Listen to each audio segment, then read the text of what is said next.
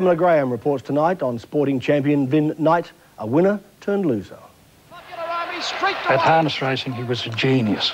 He was the Don Bradman of harness racing. He was a genius. He's in a class of his own. Undisputably Australian's champion reinsman, harness driver Vin Night had the trophies on the mantelpiece and the records to prove it. He was flamboyant, cocky, even arrogant, but above all, a winner. Had tremendous will to win. That was his biggest attribute in anything. Couldn't do anything. I don't think he could play a game of Ludo without trying to win. Darts, golf. It was a great... His determination had to be seen to be believed. He was known to a lot of people as a big head, a rash. You know, he used to wave his whip, lift his cap, he'd turn around to the drivers, talk to the drivers, got you beaten and all that. But Vinny was one of the kindest people you'd ever meet in your life. He helped a lot of people out. He loved to win, but even when you were playing games of 2-up or something like that, he'd win all the money and was all in IOUs. He'd never collect. Dominic Barbaro, South Australian horse owner and lifelong friend, is devastated by Vin Night's death. And Vin's father, Bob, the other half of the successful father and son team, is too distraught to speak. Bobby's just devastated, he just doesn't know where he's going at the moment, but what can I say? I can't say that.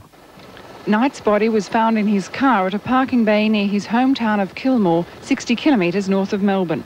It's a town Vin put on the map with a string of victories by his champion pacer, Popular Alm. It's a shotgun wound to the side of the face, done by a 12-gauge shotgun. And was the shotgun found beside the body? Yeah, that's correct.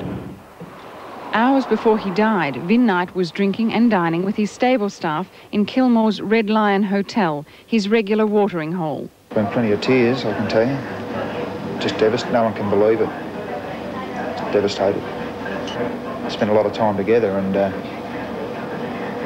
like I didn't see it coming, and I still can't even believe it's happened.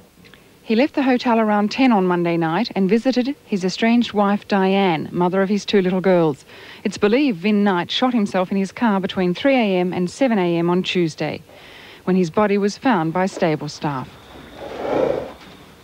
An air of shock and disbelief hung over the stables today. Strappers just stood around talking in whispers, but Vin's closest friends wanted to keep the Night spirit alive.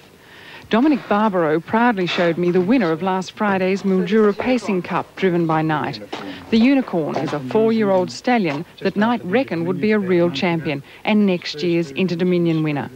But undeniably, it was Popular Alm that gave Vin his greatest thrills.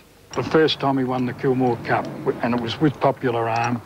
Popular Alm, I'd say he was in love with Popular Alm. He was in love with all his horses, but he was particularly in love with Popular Alm. Did he have names for him? What sort of a... Oh, Poppy was his name. Poppy.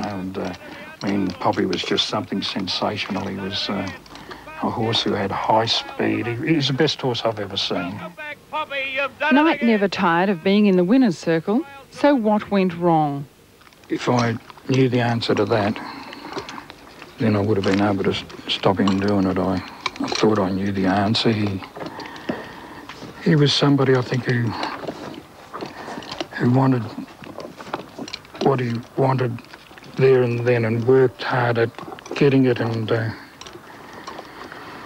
I just don't know. I've got no idea. I thought he was so strong, but I didn't even think, never even entered my mind that he would do a thing like that.